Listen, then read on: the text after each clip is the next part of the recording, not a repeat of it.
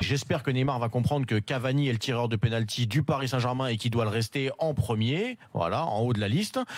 Mais après, il y a cette affaire de coup franc. Et là, ce qui me dérange, moi, c'est qu'on a palpé, et pas sensiblement, on l'a palpé, on l'a tous vu en direct, et ça nous a dérangé, que Alves vient jouer le troublion au milieu du duo, vient confisquer le ballon, effectivement, pendant 3-4 secondes, le temps que Neymar, son pote, arrive, pour lui filer le ballon, pour que Neymar puisse tirer le coup franc.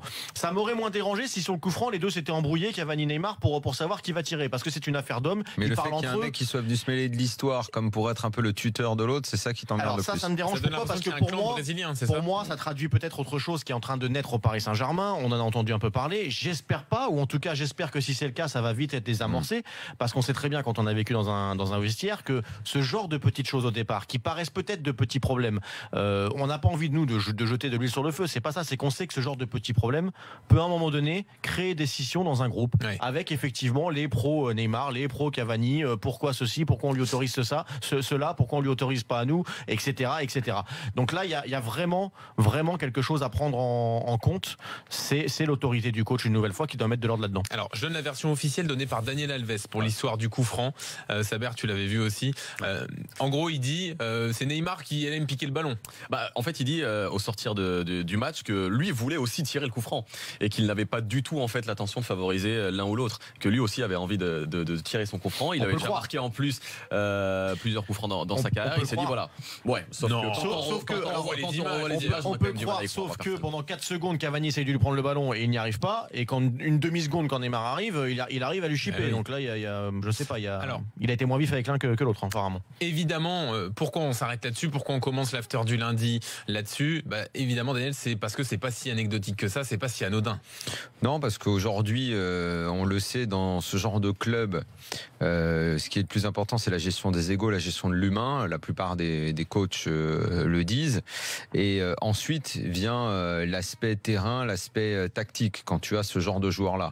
Et que si il faut commencer la saison en réglant ce genre de petits problèmes d'ego dont on entend de plus en plus parler au sein du vestiaire, je pense qu'Emery risque de prendre du retard pour justement l'aspect tactique. Parce que si on parle du terrain et de ce qui s'est passé hier... Les deux sont peut-être liés d'ailleurs. Je trouve pas que Paris ait été fantastique.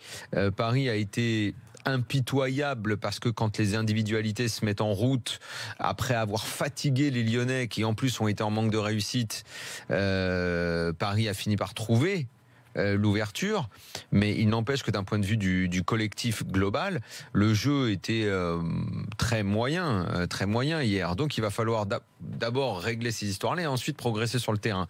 Quoi d'autre encore à ce sujet? Et c'est l'un des problèmes, et après on enchaînera sur l'autre dossier.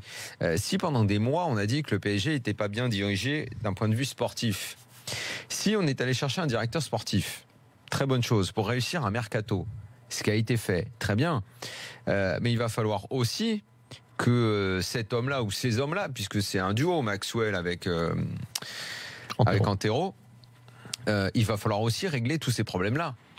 C'est à eux aussi d'intervenir pour régler les problèmes d'ego. Demain, Emery devrait parler aux joueurs. Voilà, qu'il n'y ait pas de caprice et qu'on dissipe immédiatement les malentendus et les possibilités de clan. On sait que les Brésiliens sont en force. Il y a un aspect que moi je ne sous-estimerais pas, à moins qu'il soit vite réglé. C'est un aspect culturel. En Amérique du Sud, les Brésiliens ne sont pas potes avec tout le monde. C'est pas une invention, c'est une réalité. Les Argentins, les Uruguayens sont traditionnellement plus proches les uns des autres.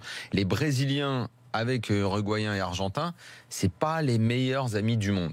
Culturellement, il y a des différences. C'est pas des gens qui s'entendent remarquablement bien. Ça, c'est toujours su, quoi. Et un mec comme Cavani, qui est un solitaire, un mec qui a pas beaucoup d'amis, qui parle pas à grand monde, qui a une vie un peu à lui, qui est dans le vestiaire et dans son coin, toute la fête et mais qui est irréprochable sur le terrain et depuis très longtemps. Toute cette domination des Brésiliens, la musique, le machin, le truc, tout ça. Si à ça s'ajoutent certains mecs qui sont plus titulaires, comme Di Maria qui est pas parti, qui est toujours là, ça peut effectivement provoquer des clans. Et je crois qu'il faut très vite que ce soit géré, parce que sinon on va de nouveau se retrouver face à un problème qui est de dire l'argent n'achète pas tout. Et si l'argent te fait venir des bons joueurs, mais s'il n'y a pas de gestion de l'humain, l'argent ne l'achètera pas, ça.